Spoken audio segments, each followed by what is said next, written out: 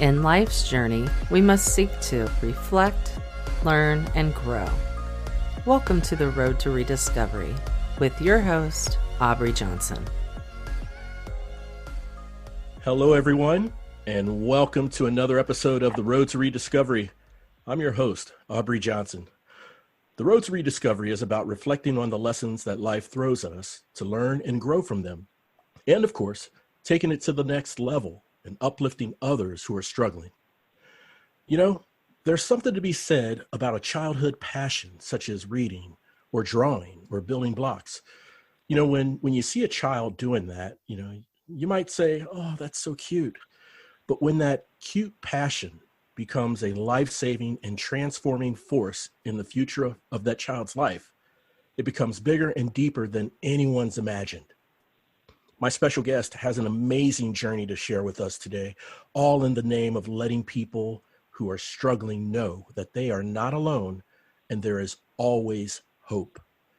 Growing up through the foster care system in multiple homes, she's had little or no guidance, dropped out of high school, began working as a stripper. But her childhood passion for reading and writing never wavered, eventually playing a major part in her life-defining moment to transform her life. She is now an author, a public speaker, and currently making a documentary about her journey. It gives me great pleasure to introduce Unica. Unica, welcome to the show. How are you doing today? I'm doing fine. How are you? I'm doing well. Thank you so much. I am so excited for what you have to share with our listeners today. I really, really am. Now, you've had and continue to have an extraordinary journey that is full of hard lessons, enlightenment, and growth. So I would love for us to paint a clear picture for the listeners by starting from your upbringing in foster homes and then talking about your high school and early adult years and then go from there. Is that okay with you? Yeah, that's fine. My name is Unica. I was born in California, Ventura, California. When I was 2 years old, I was taken from my mom by my father, me and my little brother, and we moved to Jacksonville where we reside at now. And when we got to Jacksonville, my dad met my stepmom who used to abuse me and my brother. So we ended up being in foster care. And my dad basically gave away his rights. So he didn't want us anymore. So we just were in foster care.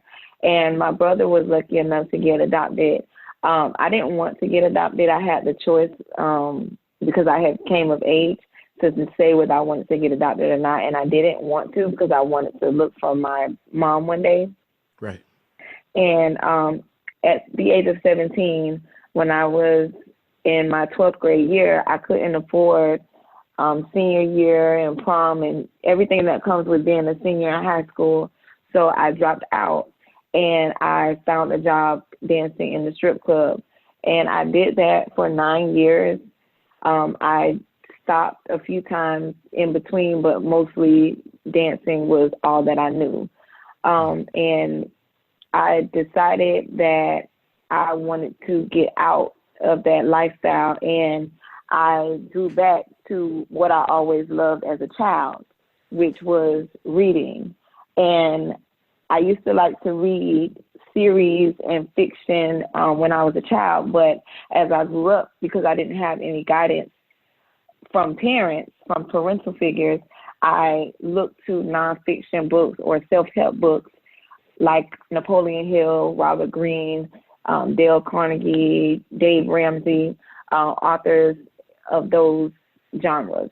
And they helped me to basically become someone that I had never been before, because all I knew was dancing. And even if I did get a job in between dancing, I felt like it wasn't fast enough money, so I always ended up back in the club. So I had to have a strong mind to get myself out of what I knew from so long since I was a teenager. So I took some of the things that I learned in the books that I read, and I applied them, and I actually lived by them. And there were certain things that I had to do in order to transition into a normal functioning life.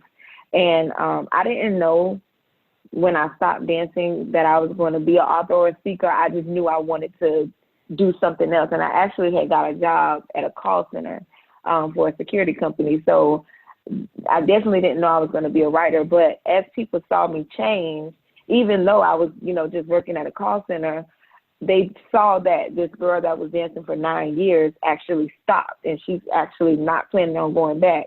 So people asked me, what did I do?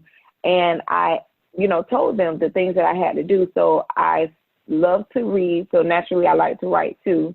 So I created my first book, which is The Glow Up.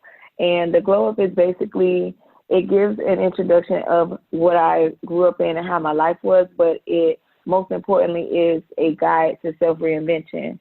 So it's basically everything that I did that was the blueprint for me to change. So there's always going to be things when you're doing personal growth and development, you're always going to have more things that you have to do.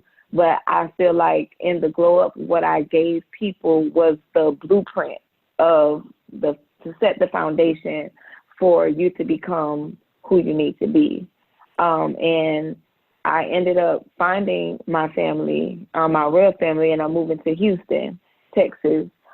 So my documentary, the Glow Up documentary, is going to have some of my friends while I was in Jacksonville. A lot of people knew that I grew up everybody knew that I grew up in foster care. So a lot of people have memories of me going to California looking for my mom, or, what I was like in foster care. So the documentary is basically, it goes with my book. It just shares my journey and the things that I really had to do to get where I am right now and to get me where I plan on going.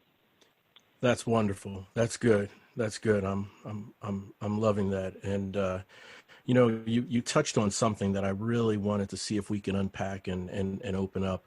You mentioned in reading these nonfiction self-help books, you realized that you had to have a strong mind to make this change. So I wanted to ask you, Unica, during the times when you were out of high school, you were dancing in the strip clubs and so forth, and you still had this love and passion for reading and writing. Can you paint a picture for us on how was your self-esteem? Where was your self-esteem, and what state as you were going through that time? Well, through my transition, I was addicted to the lifestyle and the money. But as far as my self-esteem, I always feel good about myself, but I knew that it was something more that I could be doing. Right. I felt like I was settling. So It wasn't so much about like an appearance. It was more of like a lifestyle that I knew I could have, that I felt like I was depriving myself. And I was watching, and a lot of people say, a lot of people look at what they want to be like. Right. But me being in the club, I saw a lot of things that I didn't want to be like. And that really motivated me to, go and do something different, because I've seen so many girls actually have, grandkids in the club. Like they, they're older. They don't get out of the lifestyle, and some people don't have a choice. Right. But that's why I created the Glow Up, because I do feel like everyone has a choice though. And I feel like everyone could get that help. So when I was going through my transition stage, I just felt like I really have to get out of this. Like I knew for a fact it was something more that I could be doing. And once I did get out of that situation, and even now, I strive to help the girls that were in the dressing room with me, or the girls that are in foster care, or the kids that are in foster care, or the ones that don't, have the childhood like they see everyone else. And it's important, like through all of that, you have to have a strong mind. When I was in foster care, I had to have a strong mind. I caught the Greyhound. I was 20, and I caught the Greyhound to LA. It took 3 days from Florida to LA. I took the Greyhound and was living in LA by myself looking for my mom. So I had to have a strong mind. And a lot of people don't understand how much wisdom you can get from reading. I didn't just always have a strong mind. I grew up very tough, so I had to grow up, but it was those books that gave me guidance, because I didn't have someone to tell me. Nobody pushed me to go to school till the 12th grade. I did that on my own, Right. So I self-educated myself, and I feel like everyone can have a strong mind. Everybody can do the same thing that I did if they just open up a book and just read. And you may think that it's boring or it's not going to be interesting, but really it's nothing like that. You can learn so much, and you can be so self-educated, and you can go very, very far by reading. And I just want to instill that in everybody. And that's the best way to motivate your mind and to just change your mindset and change your mentality. I got you. Very nice. Very nice. There was something you mentioned that I found absolutely tremendous, and that was when you were talking about when you were in the clubs. There was a way of life that you knew you did not want to have, and it was what you saw in there. Now, in theory, some people say that if someone lives in one type of environment and they never have a chance to see anything else, that environment is all they know. But that's not always the case. You knew there was a different life that you can have. And so my question is this something you've always known, or is this, or was there a certain time where this hit you, that you can remember? Well, I can't say that I saw a better way of life, but I felt it got to a point where it wasn't like that I saw something and I wanted it, like I saw this rich life and I wanted it. It was that I had lived at the bottom for so long. For as long as I could remember, I was at the bottom. From being taken from my mom, right then and there at 2 years old, I didn't have my mom. I've had my dad telling me whatever story. Then I had my stepmom abusing me and my brother. I'm at the bottom. I'm always losing. Then I go in foster care. I'm still always losing. Drop out of school, dance, I'm always losing. So I just knew that I just really told myself that I couldn't have possibly went through all of this in my life just to end up at the club. Right. Like, I literally told myself that. Like, it wasn't that somebody showed me something, but I just didn't believe. Like, I literally felt like I had been through the worst of the worst. And I was at a point where, okay, I've been living this life for so long. I know what doesn't work for me. I know what I've been doing, and that doesn't work. So let me try this. Let me try what's in these books. Let me try what I'm listening to when I listen to Oprah on YouTube. Let me try what I'm listening to when I listen to Sarah J. Roberts on YouTube. It gets to a point where, okay, I've been living like this, and I know that this doesn't work. So it's just time to try something new. And that's where I was. I was packing Think and Grow Rich in my dance bag. And I remember a girl to this day, and it's so funny because she asked me to buy my book when I wrote my book. But I remember being in the dressing room, and she was like, if she was going to read, she should have stayed at home. And I ain't say, I don't say anything, because when you know stuff, you just know. So, I know I'm bigger than that. And I know I'm trying to get out the club. And when you're trying to get out of something, the universe will try to throw stuff your way to see if you're really ready. So I just ignored it. I just ignored it. But it just really got to a point where I said, enough is enough. Like, you done grew up in foster care, you done danced, you done dropped out, you done did this, you done did that. Like, it's time to do something else. Like, this is not the story of your life. And like, that's just what it was. I just had a reality check with myself, and I knew what wasn't working for me, and I knew that I didn't want the life that I had. So naturally, something kicked in, and I just changed, and I started applying everything that I was reading and everything that I was listening to and everything that I was seeing when I was meditating. I just changed my life. Like, I just changed my mentality. That's the first thing you have to change, is your mind. And I don't think people really understand the importance of, like, changing your mindset. But when you change your mindset, you also have to take certain actions, because certain things that you do, certain people that you go around will trigger you to be back to a certain way. So I had to have, like, a very, very strong mentality. And I literally knew where I didn't want to be. I knew where I didn't want to be. And I said, I'm going to change it. I got you.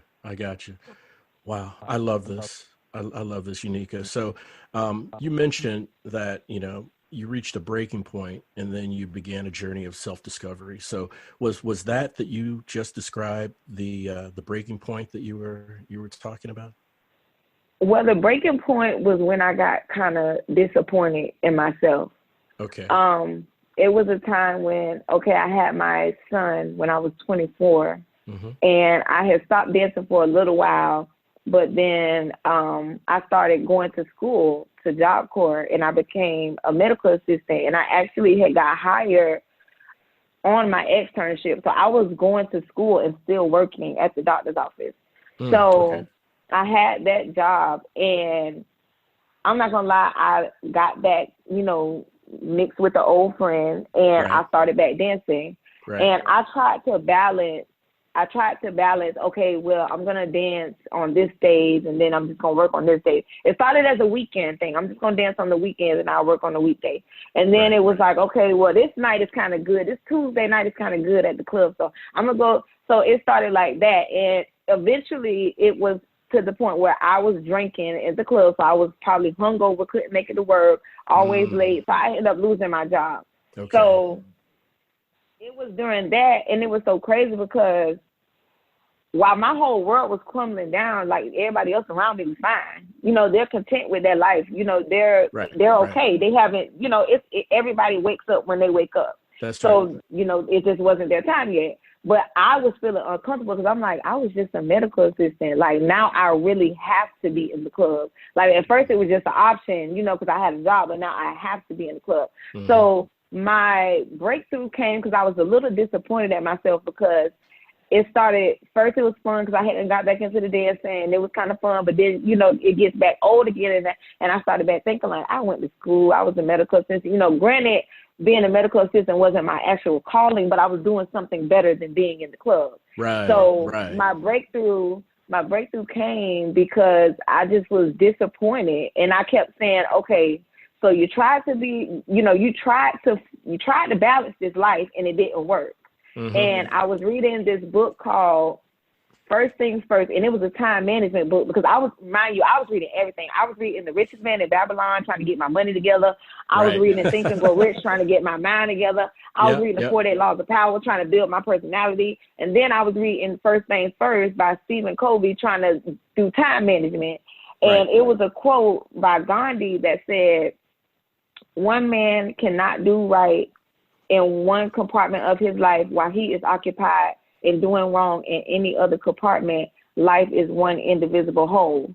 And that book was about time management. And that quote probably doesn't have the least thing to do with time management, but that quote is the one thing that stuck out to me.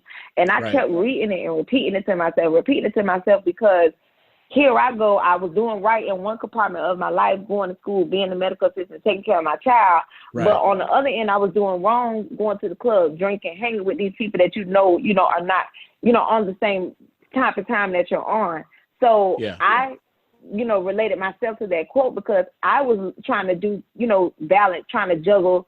So that's when I told myself, you've been doing this and it hasn't worked. So you need to turn it around and do this and be whole. And that was the one thing that I recognized when it said life is one indivisible whole. You can't be, you can't try to balance that. I can't try to speak to people and you just saw me at the club last night. I can't do that. That's right. Life is one indivisible whole. So that's what my breakthrough was. My breakthrough, I told myself, you got to do this thing right. Like, you may have good intentions. You may want to be the best person. You may really have a pure heart. But I really recognize that no matter how good my intentions was, that stripper money, I wasn't going to get what I wanted to get from that money. It don't matter if I made $2,000 every night. It was going to go some type of way because you can't do the right thing. You can't try to do the right thing by getting it the wrong way. That's what my breakthrough was. And I told myself, you have to be whole. You have to live your truth whole. So that's why I changed. I completely changed. That's why my book is about self-reinvention, because I completely changed everything about myself, everything about the way, I have something. No, I'm not perfect. of course, I still have a smart mouth, still got attitude problems, you know, stuff that normal people have. Well, sure, but as sure. far as, you know, living my lifestyle and the way I try to be, you know, the best person that I can. And I know I've come, you know, a very long way. And the breakthrough part for me was just being whole, like living completely right, not trying to dance, but you got good intentions over here. So just live whole. You got it. I mean, after all, there's one Unica, okay? And since there's one Unica, there's one Unica's life. So you want to live that life whole and not be doing good over here and then bad over here, then bad over here. You know, that makes all kinds of sense. It really does. And what you said earlier, Unica, about when you make a decision to transform or change yourself, that decision has to start from within, right? You can't go out making changes on the outward parts of your life. It has to start from inside. You have to make that adjustment mentally, with your mind, with your attitude. And it sounds like you have grown an amazing amount of self-awareness in your journey. Would that be accurate? Yes, I have. It's very crazy because I was just talking about my self-awareness and just the way I feel about myself, because a lot of things about me, not knowing my mother, it was a lot of things about me that I just thought were kind of weird, or that people made me think was weird. You know, I always like to read, and people are like, "You just like to read," and you know, and then I don't really, I'd rather go to like a lounge type of club versus a everybody smushed together type of club. Like I just did stuff differently. And it was so crazy that you talk about self-awareness, because when I met my mother's family, they flew me to Houston for my birthday. My birthday was June 14th. So they just flew me to Houston. And it was so much of myself that I saw in them. Like a lot of people aren't intellectual, but it's a lot of like my first cousins and things like that. They're intellectual. And then it's just telling them, you know, my story of where I came from, and just seeing that it is other people like in my family that went through things and they, you know, transformed and things like that. So with me, with my self-awareness, I feel more comfortable than ever with who I am. Like I really do. I feel like I know a lot. I don't know everything about myself, but I feel like I know a lot more about myself right now. And again, reading is what strengthens your self-awareness. Like reading about psychology or philosophy, all of that stuff strengthens your self-awareness. And I'm a big advocate for self-educating. And I think that is really what gave me the self-awareness and the self-confidence and the self-esteem, the self-assurance that I have, is because I self-educated myself so much, and life taught me, you know, so much. Oh yeah, the hard knocks of life as well, right? But when it comes to reading, you know, like your passion, reading and writing, especially the content that you've read, it helped you become a better person and learn more about yourself, not just for you, but for those loved ones who are counting on you, like your son, right? Yes, my son. Yeah, absolutely. I mean, you know, I'm a parent myself, and so there's a lot of life critical decisions that we have to make, and our children play a huge part in that decision making. You know, and anything that we can do to help grow within ourselves. One thing that I'm a big fan of is just the truth and the fact behind our self-help and growth. Not only helps us internally, but it also helps those who are counting on us and are in our lives, because it helps us be a better parent or a better spouse or a better son or a better daughter, to our loved ones. So I'm a big believer of that, and I can see and feel that in you, Unica. Yes. Yeah, for sure. Thank you. All right. No, absolutely. No, my pleasure. So now, and I know you talked about it a little bit, and I just want to make sure the listeners understand, okay, the journey and the quest that you are on to uplift others and the message you want others to know, okay, as part of your journey in helping them and uplifting them. Okay. So you're now uplifting others with your public speaking, your ebooks, and your blog. So, you mentioned before that your mission is to build awareness of self-reinvention. Please share once again with the listeners what that means, building awareness of self-reinvention. So I believe that personal growth is an everlasting journey. Right. No matter where you are in life, you are always going to be called to be bigger and to be different. Mm-hmm. And I believe the more you evolve, the more you are going to have to reinvent yourself. So it's not like reinvention is like, okay, well, I stopped smoking, I stopped drinking, I stopped cussing, and I'm done. You still have right. You still have the things that you have to work on. And mm-hmm. The glow up, like I'm reading the glow up again because I feel like I'm at a different stage of transitioning. So right. I feel like it's important for people to know that the glow up or self-reinvention is not just, okay, let me read this book and get my life together and then that's it. Because guess what? When you set a goal, when you first read the book, mm-hmm. when you reach that goal, you're going to mm-hmm. set another goal. And guess what? That new goal is going to call for you to be a different person. It's not going to call for you to be the same person that got what you got last year. That's right, because you're raising the game. Somebody else. Yeah, you're raising your game. Yeah, and you constantly have to reinvent yourself to fit the time of your life that you are in. That's right. I feel like that's what people need to understand. I have to reinvent myself as an author and a speaker. At first, I was reinventing myself from just a stripper to an average working woman. Mm-hmm. I had to reinvent myself from stripping every day for 9 years. All that I really know, don't want to work at nobody's job. I had to reinvent myself into a working woman.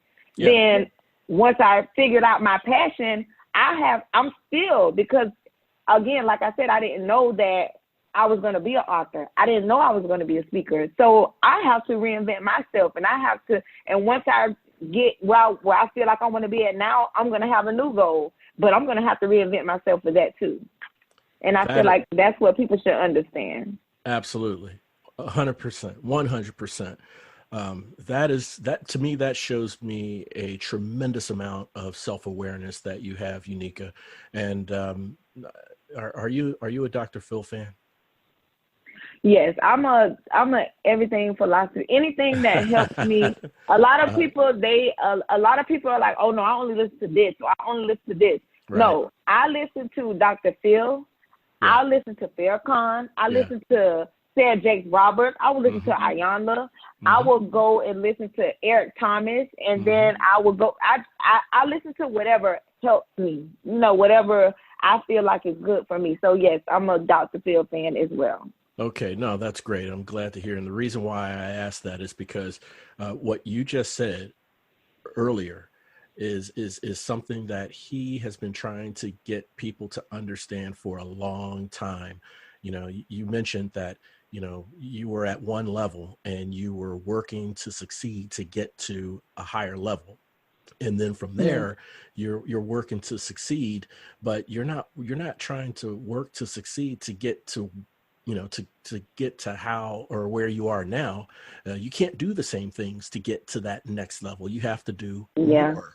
You have to do more because you're raising your game, right? And that's what Dr. Phil said. I listen to his podcast from time to time, but one thing he mentioned that kind of made me chuckle is some people don't lift a finger to make a change because they are afraid of failure. And, that's pretty obvious, right? But another thing that he said that really rang through to me was, and other people don't lift a finger to do a thing or make a change because they are afraid of succeeding. Because if they Yeah. succeed, they know they'll reach a certain level, and then they'll have to do more to get to another level, or more to sustain it, you know? Mm. Yeah. Yeah. And I Yeah. think I believe that too. Like they don't want to. A lot of people that's like the people that have those big dreams, but they don't want to do the work. I have a lot of Right. people that because I'm just a person that's very easy to talk to, so people just naturally just pour their dreams out. And I really have to tell people, like, are you ready for that? Like, Right. the person that I am right now is going to be a different person once I, blow up the way I want to blow up. That I'm going to have to do more work. And Yeah. a lot of people, I feel like they want the success, but they don't understand that you have to put in the work. And then another thing Sure do. is people look at social media and they think you're supposed to get it right now. And they don't understand that it's a process, like it's a journey. The masterpiece that you are looking at had to go through some things, Completely. Yeah, had to go through some things. So people, they don't, like you said, they don't want to do that work that it costs to get to that next level. And they don't understand the journey, that it's a journey. You have to enjoy your process. And people think that you have to have it all together too. That's another thing that people think. They think that, oh, well, once I save up this amount of money and then I'm going to just quit my job on this set day and then I'm going to have my business. It does not work like that. It doesn't. Like you're not going to have everything. And if you wait for the perfect time is going to leave you, because nothing is perfect, not even time. Right. So you just have to throw yourself in, and you just have to do it as you go. I got my website. I wasn't fully prepared. Like, I didn't know, I incorporated my name, but I didn't know anything about a business entity. But before I even, thought about a business entity, I know I had the little bit of money to get my website. So I just went ahead and got my website. Like, I built everything as I went along. And I feel like a lot of people should. I talk about that in my book too. I talk about starting where you are and starting with what you have. And people think that you just have to have everything all together, and you don't. You really would get where you're going at quicker if you start now, and just you'll be amazed what resources you'll find, and what people you'll meet on the way. But you just have to start now with what you have. Absolutely. 100%. Absolutely. In fact, think of it this way. What if a lot of people who think, have that mindset, like they got to have everything together before they start, Well, what if they had everything together and then they start, and then they realize that everything they had together is not going to cut it. It has to be everything or something else, and they don't know until that point. Well, you can learn that if you start earlier and not have everything together. And then when you realize down the road that, okay, I got to change it up some way here, this and that, so that I can move in this direction, then, you can make that change much easier than someone who think they got everything and then they have to change it all because what they had wasn't right, So that's that. Those are some things to think about, and I'm so glad, Unika, that you emphasize that in your book. And you mentioned your website. Speaking of your website, how can our listeners reach out to learn more about you? My website is missunika.com. So it's M as in Mary, SUNIQUEKA.com. And on there is my book. I have paperback copies and ebook. My book is sold strictly through my website, and it's also sold on eBay and Walmart.com as well. There's two-day free shipping when you order through Walmart. Also, I have my documentary that's coming, and that's going to be on my website, and it may be on YouTube, but I know for sure it's going to be on my website. Wonderful. Fantastic. I'm going to make sure and have direct links to your website on the episode show notes for people to directly click and get to your website to learn more about you, learn more about your journey, and to stay in touch and in tune with when you release that documentary. Wow, man, Unica, it has been such a pleasure chatting with you, getting to know you, learning your journey. Um, you are a true testament to tenacity, to perseverance, and to just stay in the course, in the direction. I know we're all a work in progress. We're still on the journey. But I really, really appreciate you sharing the insights that you've learned on your journey. I really have. You're welcome. Oh, wonderful, wonderful. So now we are going to go to a segment called Three for the Road. And this is where I ask my guests three thought-provoking but random questions that I challenge my guests to answer in 5 words or less. So what do you think, Unica? You think you're up for the challenge? Yeah, so you said we have to answer in 5 words or less, right? That's right. That's right. Now, Okay. because some of the questions may be deep and somebody may get into a groove with the answer, and when they feel that groove, I'm not one to interrupt that. So I'll let it flow. And if it goes past 5, it goes past 5. They're in a groove, right? Okay. All right. So Yeah. so I'll let that slide. All right. 3 for the road. Here we go.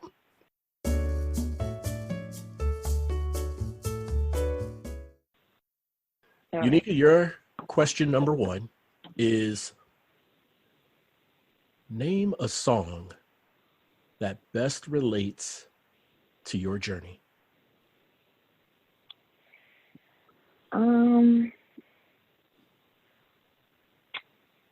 Well, I don't know if it's 3 words or 4 words, but I would say Beyonce, Me, Myself, and I. Wonderful. Okay, that's cool. I'm digging it. All right, number 2. Fill in the blank. In my darkest times, blank has kept me moving on. Reading a book.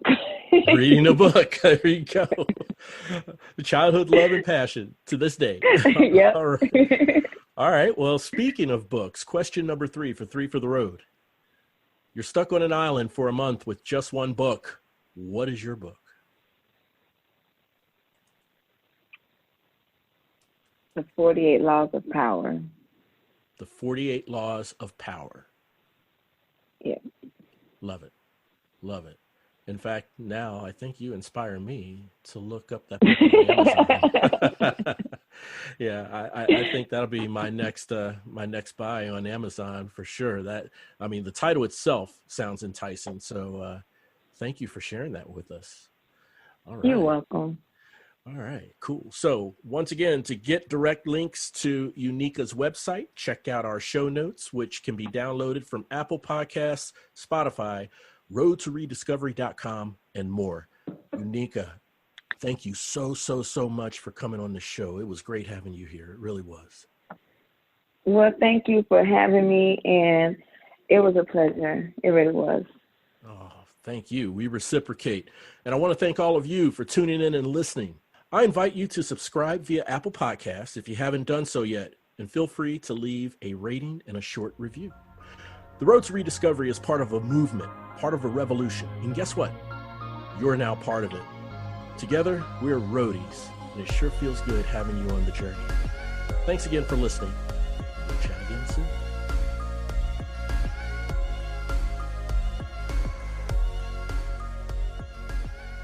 The Road to Rediscovery is an AJ Shark production.